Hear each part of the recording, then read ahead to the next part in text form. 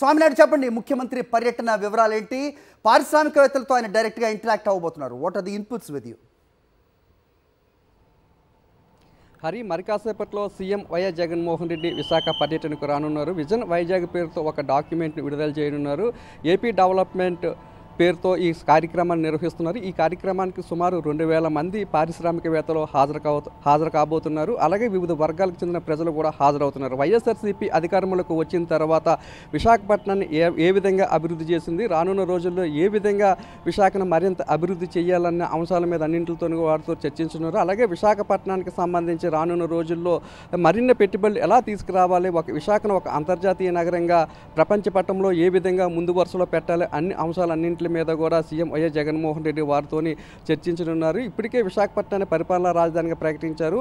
అలాగే ఉత్తరాంధ్రలో అనేక ప్రాజెక్టులను వైఎస్ఆర్సీపీ అధికారంలోకి వచ్చిన తర్వాత చేపట్టడం జరిగింది. వీటన్నింటినీ కూడా ఈ వేదిక ద్వారా ప్రజలకు వివరించనున్నారు. అలాగే రానున్న రోజుల్లో ఇంకా పెట్టుబడులు పెట్టడానికి ఎటువంటి అవకాశాలు ఉన్నాయో, పారిశ్రామికవేత్తలకి ఎటువంటి అవసరాలు తీర్చడానికి ప్రభుత్వం సిద్ధంగా ఉందో, మొత్తం అన్ని విషయాలను కూడా ఈ వేదిక నుండి పారిశ్రామికవేత్తలకు వివరించనున్నారు. అలాగే గత ఏడాది జరిగిన గ్లోబిట్ సమ్మిట్ ఇన్వెస్ట్మెంట్ సదస్సు ద్వారా విశాఖ నగరానికి ఎన్ని పెట్టుబడులు వచ్చాయి, అలాగే రాష్ట్రంలో ఎన్ని పెట్టుబడులు చేసుకున్న ఎంఓయూలో భాగంగా గ్రౌండ్ అయ్యే అన్ని విషయాలను కూడా సీఎం జగన్మోహన్ రెడ్డి వివరించున్నారు. మొత్తంగా చూసుకున్నట్లయితే విశాఖపట్నాన్ని ఒక అంతర్జాతీయ స్థాయి నగరంగా తీర్చిదిద్దడానికి ఇప్పటికే సీఎం వైఎస్ జగన్మోహన్ రెడ్డి అనేక ప్రణాళికలు రచించారు. వాటన్నింటినీ కూడా విజన్ వైజాగ్ పేరుతో పారిశ్రామికవేత్తలు అలాగే ఈ సదస్సుకు వచ్చే వారందరి ముందు కూడా వివరించనున్నారు.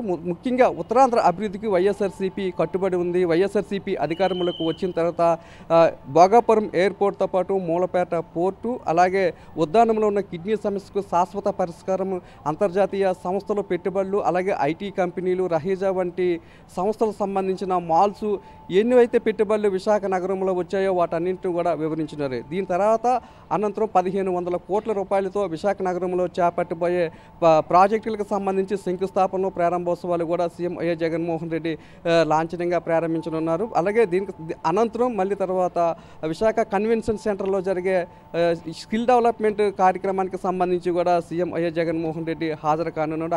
అక్కడ భవిత అనే కార్యక్రమాన్ని కూడా ప్రారంభించున్నారు.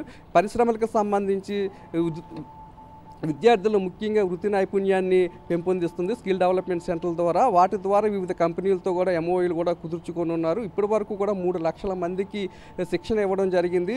అలాగే మరికొంతమందికి కూడా శిక్షణ ఇవ్వడానికి వివిధ కంపెనీలతో ఎంఓయూలు కుదుర్చుకోవడంతో పాటు ప్లేస్మెంట్ కూడా రాష్ట్ర ప్రభుత్వమే కల్పించే విధంగా చర్యలు కూడా తీసుకుని ఉంది. సుమారుగా చూసుకున్నట్లయితే 2.5 గంటల పాటు సీఎం వైఎస్ జగన్మోహన్ రెడ్డి విశాఖలో పర్యటించనున్నారు. Hari, all right Naidu.